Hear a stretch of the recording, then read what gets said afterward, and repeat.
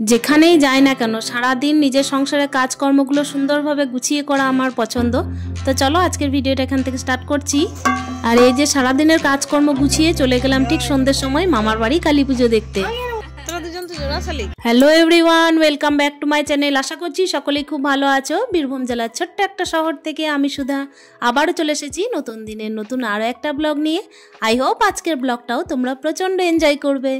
সকালে শুরু মানেই হচ্ছে আমার কিন্তু তাড়াহুড়োই রান্নাঘর। আর কি বলতো, সকাল টাইমে যদি রান্নাটা তাড়াতাড়ি সেরে ফেলা যায় তাহলে ছেলেকে স্কুলও পাঠানো যায়। তার সঙ্গে কি আমার ওই যে পিছুটান যেটা থাকে সেটা তো আর থাকবে না। ছেলে স্কুলে থাকা মানে আমার একটা নিশ্চিন্তি ব্যাপার। মানে ব্যাপার হচ্ছে যতই আমার কোথাও যাওয়ার থাক না কেন, স্কুলের কাজটা যদি স্কুলে হয়ে যায় না তাহলে হোমওয়ার্কটা আমার করাতে একটু সুবিধা হয়। আর স্কুল যদি কামাই হয়ে যায় সেক্ষেত্রে কি হয় যে হোমওয়ার্ক প্লাস হচ্ছে ক্লাস ওয়ার্ক, এই দুটো কিন্তু চাপ এসে পড়ে আমার ঘরে।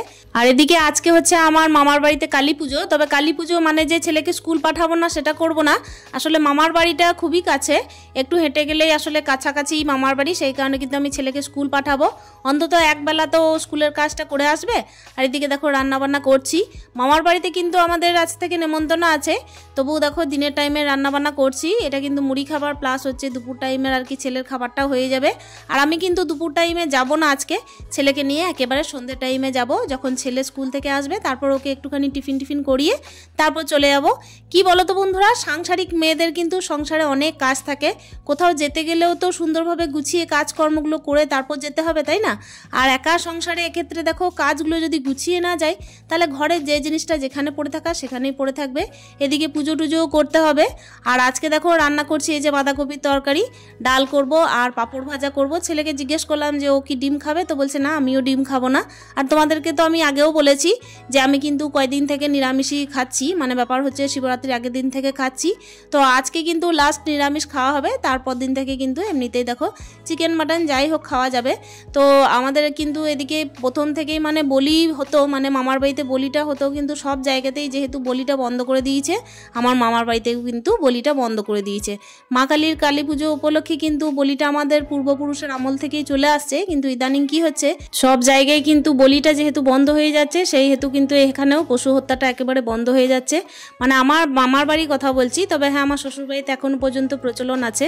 তো বন্ধুরা সেটা না হয় হলো অন্য কথা। এদিকে দেখতেই পাচ্ছ আমি কিন্তু স্নান টান সেরে একেবারে এই যে পুজোর কাজ মানে সেরে নিলাম মাঝে। আর তারপরে দেখতে পাচ্ছ এদিকে কিন্তু রান্নাবান্নায় লেগে পড়েছি।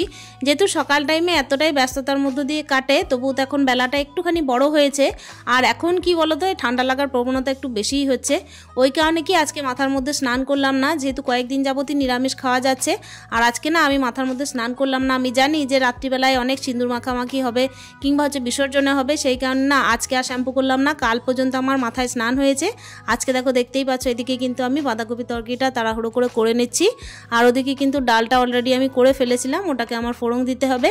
ছেলের জন্য একটুখানি টিফিনের ব্যবস্থা করছি, সেটা হচ্ছে ওই যে রুটি দিয়ে রোল করে দেবো। আর আজকে না রুটিটা আমি তাওয়ার মধ্যেই শেখার চেষ্টা করব, জানি না ঠিকঠাকভাবে করতে পারবো কি না।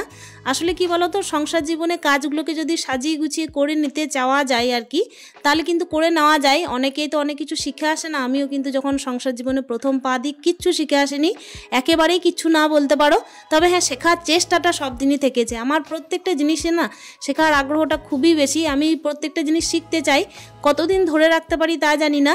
তবে যে কাজটাতেই হাত দিই না কেন অতিরিক্ত চেষ্টার দ্বারা কিন্তু কাজটাকে করে নেওয়ার চেষ্টা করি, সাজিয়ে গুছিয়ে সেই কাজটাকে মনের মতো করে দাঁড় করানোর চেষ্টা করি।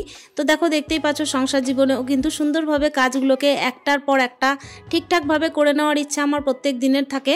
আর এই যে দেখতেই পাচ্ছ হয়তো অনেক দিদি ভাইদের মতো আমি এতটা পারদর্শী নই, কিন্তু নিশ্চয়ই একা সংসারে দেখো মানে থাকতে থাকতে ঠকতে অনেকভাবেই শেখার চেষ্টা।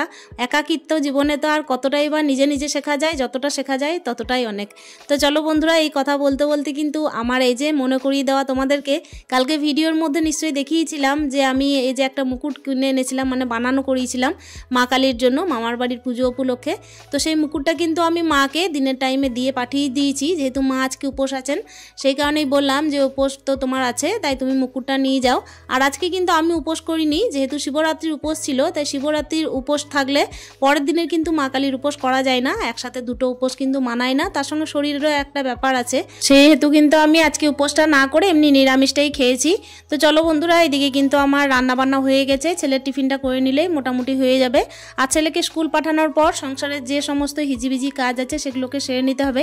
হিজিবিজি কাজই বলা যায়, তাই না বলো? সংসারের সমস্ত কাজগুলোকে হিজিবিজি বলা যায়, তারপরে তো সাজিয়ে গুছিয়ে রাখা যায়। কাজগুলো যতক্ষণ না করবো ততক্ষণ কিন্তু হিজিবিজি, আর সাজিয়ে গুছিয়ে করে নেওয়ার পর সেটার একদম সাজানো গোছানো সংসারের কাজ। তো চলো, এই যে দেখতেই পাচ্ছ রুটিটা মোটামুটি ঠিকঠাক মানে হলো মনে হচ্ছে। আর এই যে রুটিটা করেছি না, আমি কিন্তু অনেক দিন থেকেই দেখি যে অনেকেই বলে যে তাওয়ার মধ্যে রুটিটা একেবারে ফুললি সেঁকে নিতে, আর একেবারে গ্যাসের মধ্যে ডাইরেক্ট না দিতে, কিন্তু আমি খুব একটা পারি না। আমি ঝাড়খণ্ডে যখন আমি মাসিদের বাড়িতে ওখানে দেখেছিলাম, তাছাড়াও হচ্ছে ঝাড়খণ্ড এরিয়ায় কিন্তু প্রত্যেকে তাওয়ার মধ্যে রুটিটা করে, তবে আমার খুব একটা ভালোভাবে হয় না তাওয়ার মধ্যে, তবে প্র্যাকটিস করলে কি না হয়। এই যে দেখতেই পাচ্ছ, এটা হচ্ছে কুর্থি কলাইয়ের ডাল, তোমরা কি বলে ডাকো সেটা নিশ্চয়ই কমেন্টে জানানোর চেষ্টা করো।